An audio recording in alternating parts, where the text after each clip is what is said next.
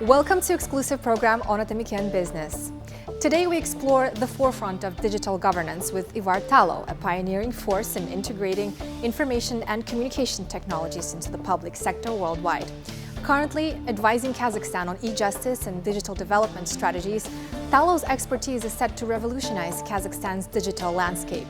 Join us as we dive into his groundbreaking vision and the future of digital governance in Kazakhstan. Well, Mr. Tallo, thank you for joining us on our program today and welcome back to Kazakhstan. My pleasure.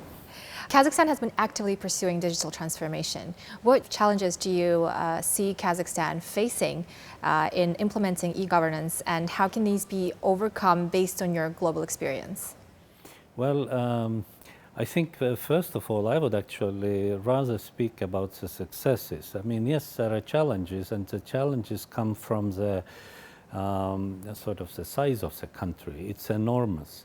The variety to provide similar services from Astana to Ust-Kamenogorsk to some mountainous regions, it's very, very difficult. It's understandable. And I think the challenge is to get this kind of decent services everywhere. Because when we go downstairs to the local zone where people can get their services, it is really pleasant to be there. It's very well thought through, it's functioning.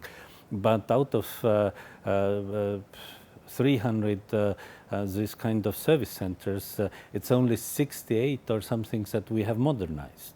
So there are still things to do. Of course, there is one that is equal to everyone. It's digital space, when we do things virtually. And there, Kazakhstan has done also great strides. So what really needs to do, and where I see the problems, it's more like, I mean, the basis has been now laid and it's functioning. So we need to look into the places where there still are problems. For example, there are some issues with legislation. Why do we need still so much paper in government services? And I'm not sure why it is necessary. I mean, it's more traditional thinking rather than necessity. And that type of things are still there, but sort of the data is flowing. So most of the data is digitized already, so we can have, and we are having here in Kazakhstan, a rather good and modern way of providing public services. So you're feeling some resistance? Well, but this is quite natural. I mean, it is natural in a sense that states or the state apparatus, the bureaucracy, I mean, it generally has a bad name around the world. That bureaucracy is a stale. Yes, it does. But that is not sort of anything specific to Kazakhstan. It's all around the place. And just looking at the changes that have taken place, Kazakhstan has done well. But it could do better, of course. And that is where politicians need to have more pressure on to change things also. From your perspective, which successful e-governance models or technologies used in other countries could be most beneficial if adapted in Kazakhstan?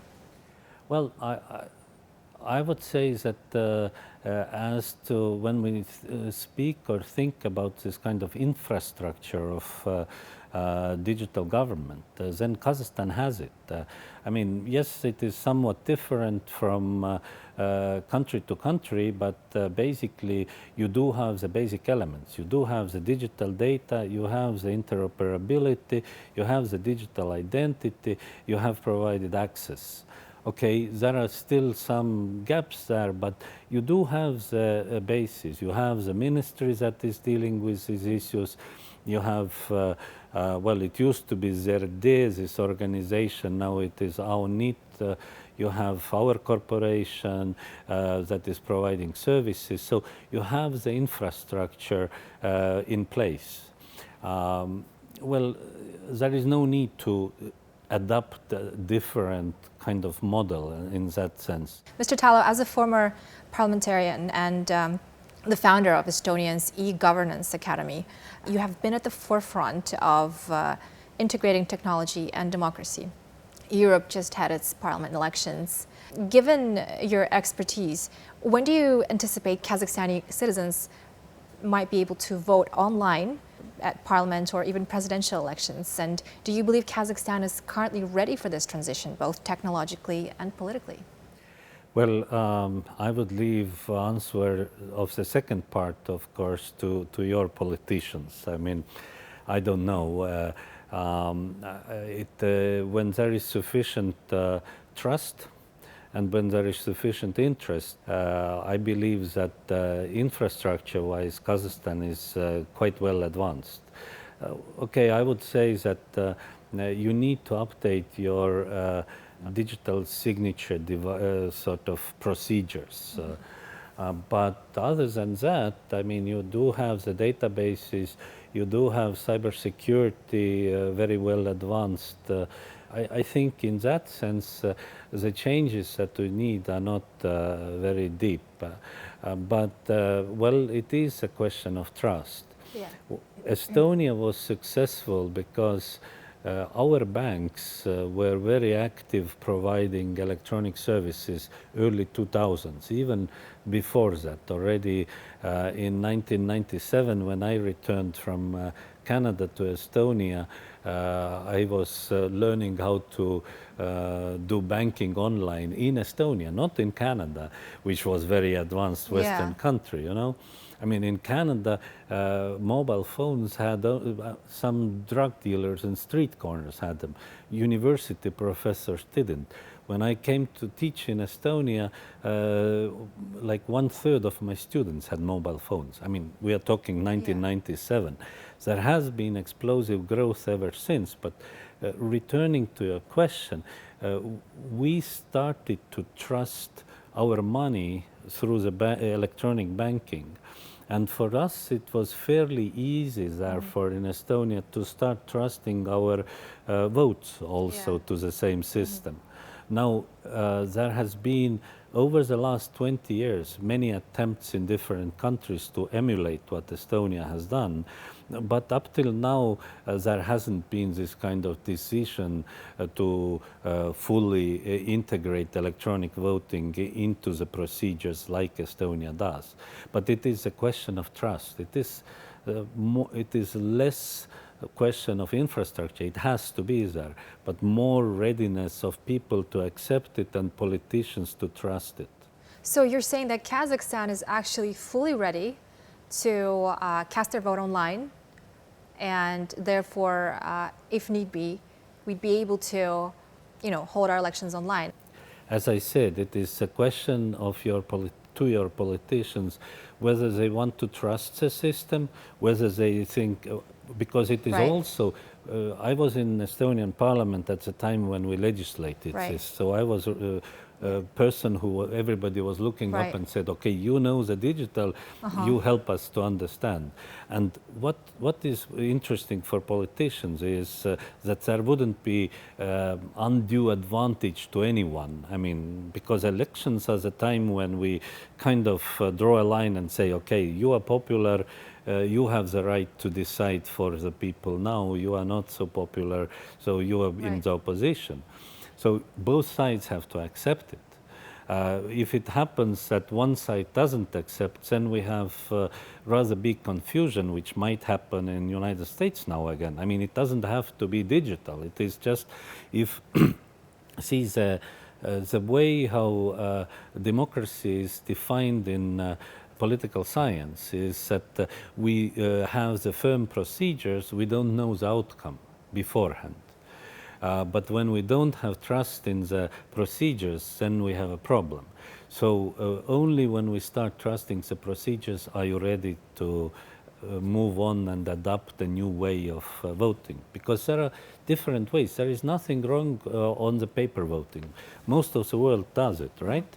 But there is a Venice Commission, which is sort of constitutional scholars in Europe that help to understand what is good, what is not so good.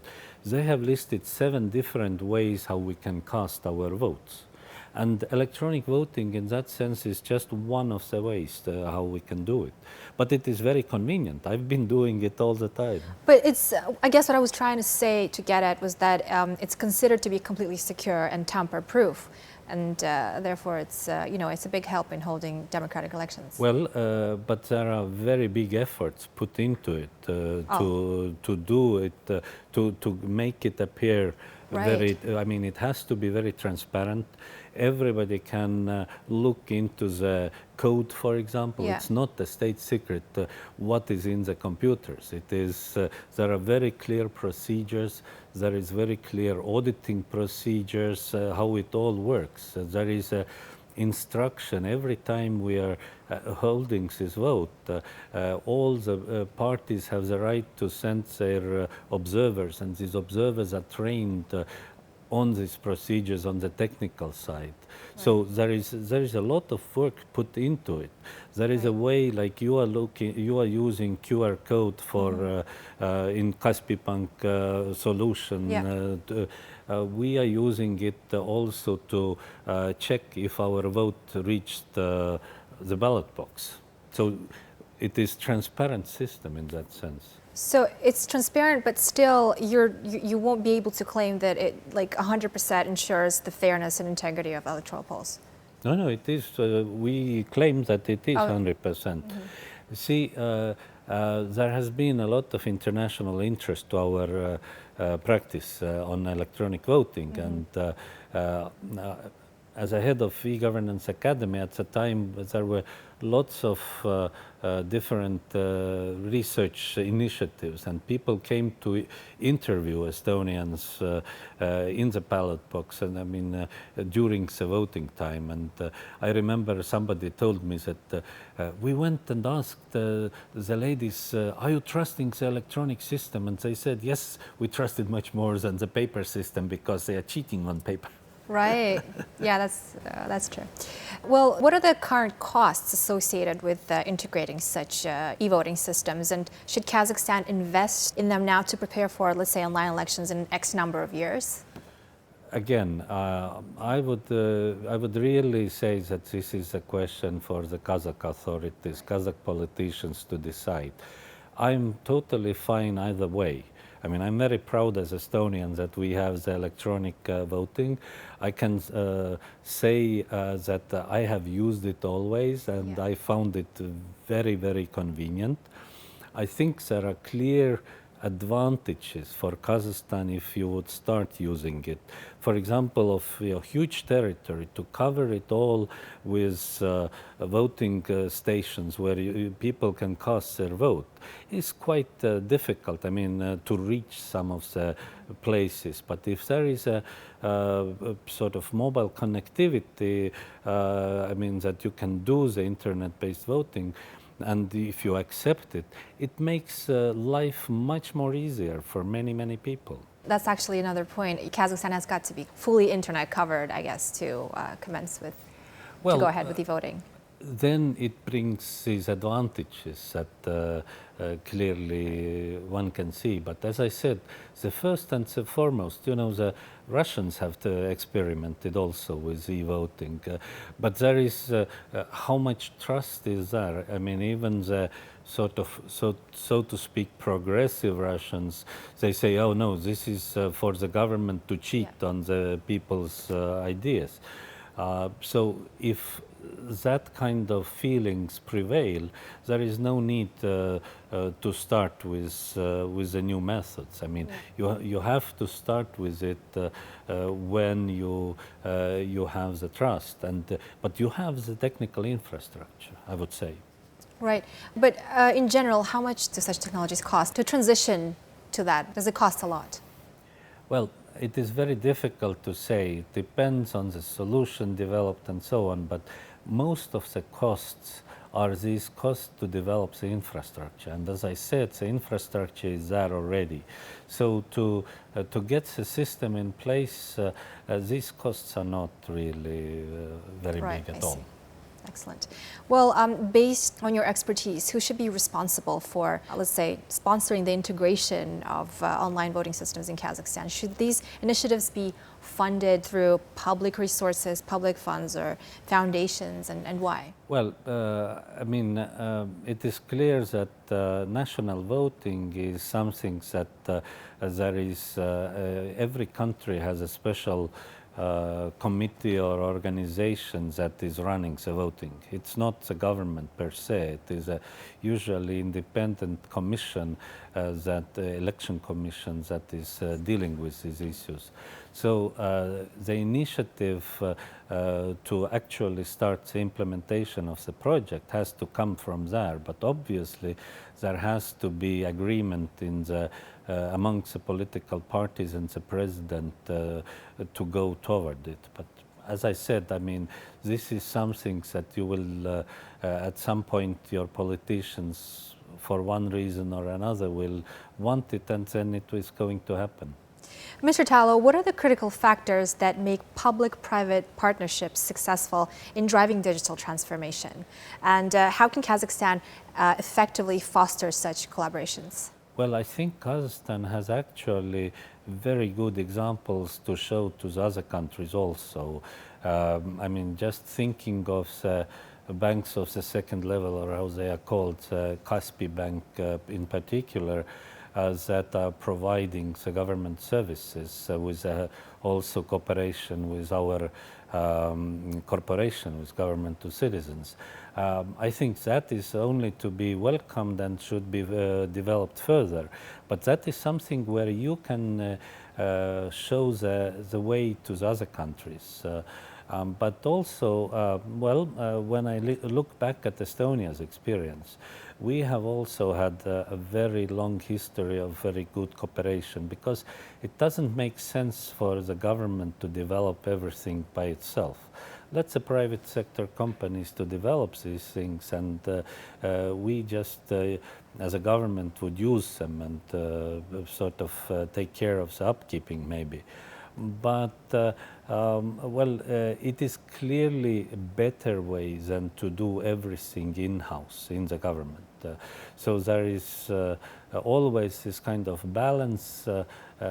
I've worked in 87 countries. I've seen everything, sort of, where the government is doing nothing or where the government is doing everything. I mean, all this scale is, I have seen. I would say that where the government is taking care of its own business and then allowing the private sector to develop is the most successful one. And Kazakhstan is by and large developing in the very good direction. Could you perhaps share with us any promising projects that are in the planning right now that we'll hear about soon? In the Kazakh? Right, yeah, in Kazakhstan. Well, I don't know that much what is happening in Kazakhstan. I mean, I have a sort of bird eye overview, sort of 20 years having come here and doing it. But I can just speak about the recent success that I really like very much. I was very impressed when I got the data. I mean, first of all, it's a development of our corporation. You know, I'm the independent director of the state corporation, Government for Citizen. So we are providing now 94% of all public services in Kazakhstan. And it has been, the organization was created as umbrella, putting together back in 2016, starting 2016, merging different government organizations that were providing these services. So we've gotten them under one umbrella, and hopefully we kind of get the full corporate sort of new culture in place as well. When do you think Kazakhstani citizens will be able to get all their government services online? Well, do you want to get all the things online always? I'm not sure. Well, I think you will get, but I guess it depends on the kinds of services. But I think your people and our people are quite similar in some ways. For example, one of the ideas that I want to advocate that we will do is get rid of the paper altogether. I mean, not just what you call spravka, I mean the document just to testing that you have some quality, but that you bring from one official to another. I mean, this is meaningless. There has to be this kind of direct communication between officials, and it by and large happens already. It's very good, but you still need paper documents. Now, what would we need them for? What would I be a don't prime know. example? I mean, last night we came back from the fishing trip, and policemen demanded the technical inspection paper from the driver, and the driver didn't have it, and said, maybe I have it here in electronic, and the policeman said, no, it is only in paper.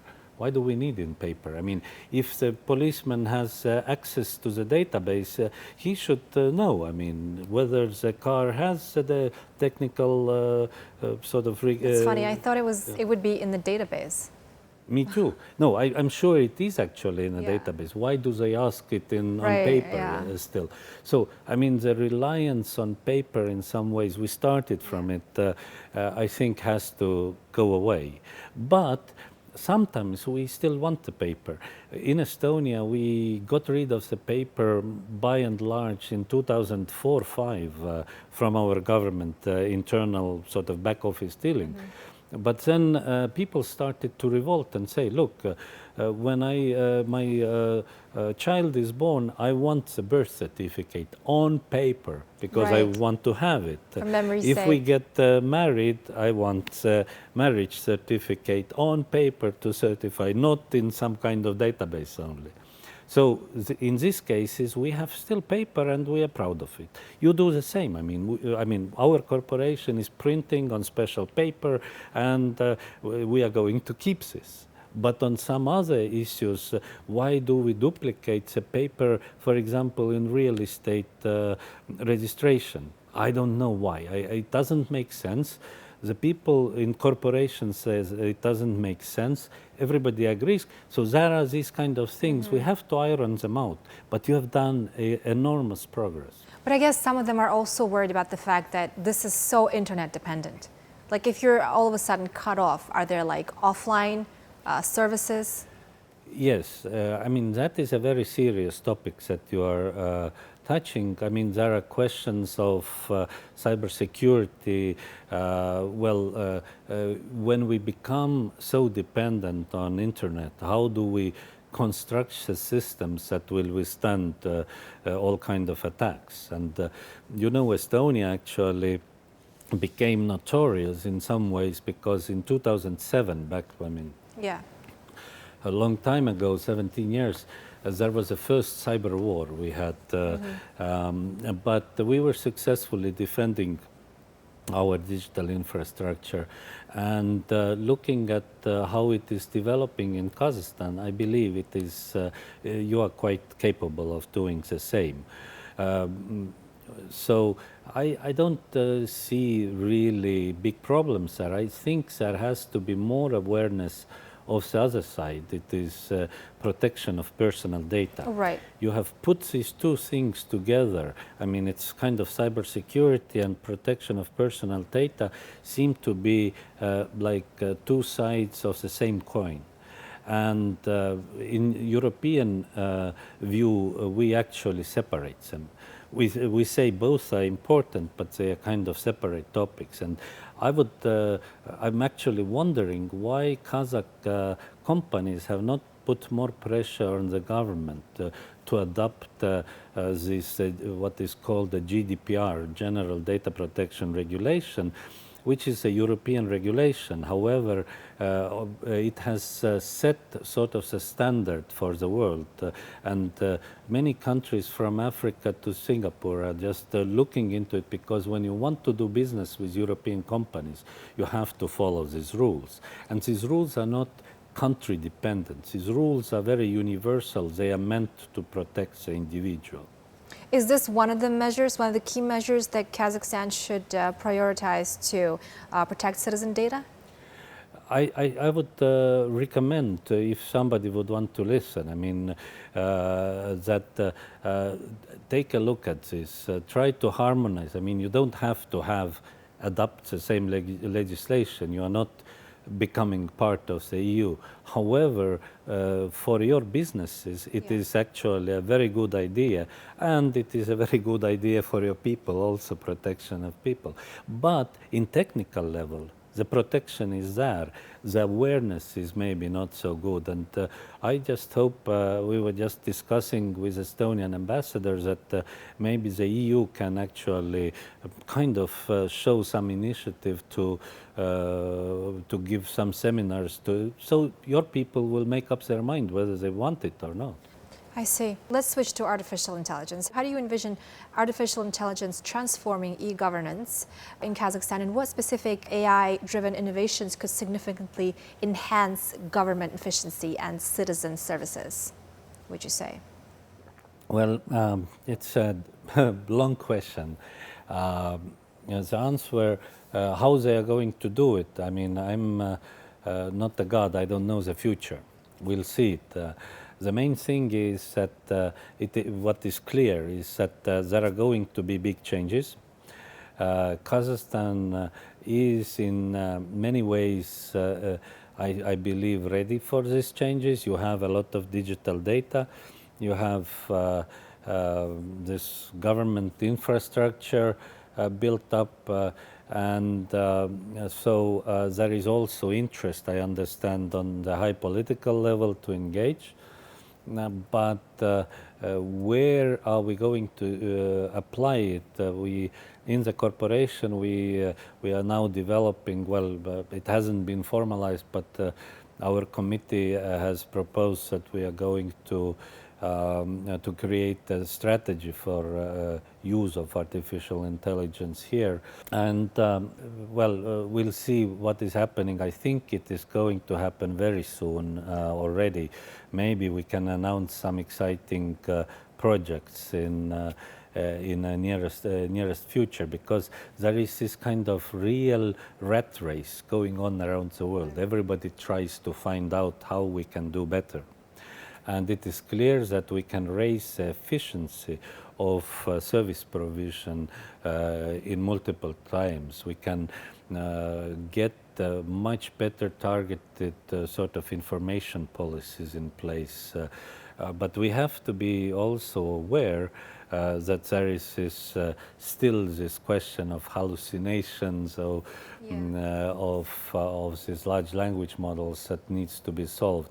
I mean, I think that personally, I think that what is going to happen is that we are first not using it universally. We are using it in a targeted areas. I mean, on personal level, you are probably using it. You are using Copilot or some other ChatGPT to find answers and so on. Maybe draw something and so on.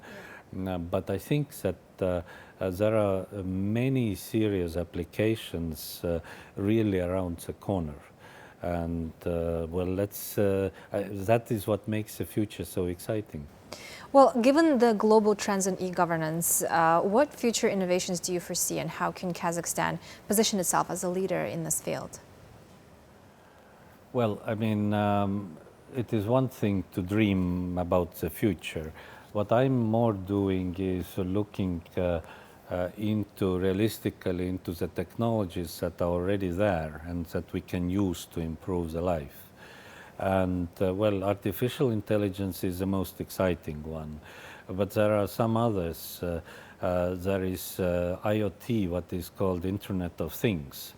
I mean, all the things have become alive and start to communicate. And I think there are a number of new inventions just around the corner that are going to substantively ease our life as citizens. Then we have augmented reality. And I've seen very interesting examples, for example, in Dubai, where the Civil Defense Department, which is basically a fancy name for firemen, has created this kind of systems where people can put out fires on the ships without actually physically doing it. I mean, training in this kind of virtual world. They have also a lot of, I mean, in Dubai you don't have small houses, they are generally big ones. And when something happens, it's a big issue. So if you can train, if you can know the sort of prepare the firemen to go to the plan of the office which has where the fire has to be put out, that it is streamed through the glasses. To localize it the actually helps to save lives, helps to put out the fires in different ways. So I think there is a lot of things. You have in Kazakhstan a lot of minerals, and there are these where people dig them up, and I mean, I'm sure there are many ways in real life where this kind of enhanced reality can help to achieve very interesting results. Lastly, just very briefly, drawing from your extensive experience, what specific advice would you give to Kazakhstani policymakers and ICT leaders to navigate the complexities of implementing e-government solutions?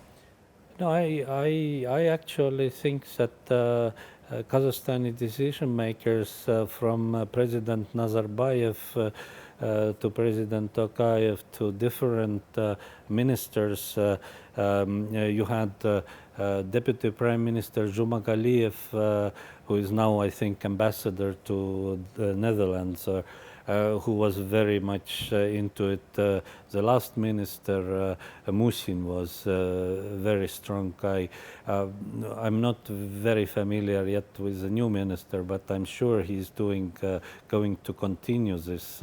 And because of this enlightened leadership, you actually have achieved really a lot. I mean, I was just last year, or when the start of this unfortunate conflict between Russia and Ukraine happened, and there was an influx of Russians coming into the country, and then on social networks telling, oh, in Kazakhstan everything is so easy to do online, and this is actually it has happened, and I think you are doing well. And of course, the advice, if you ask me advice, is that well, we can't feel that the country is ready. We have to continue improving it.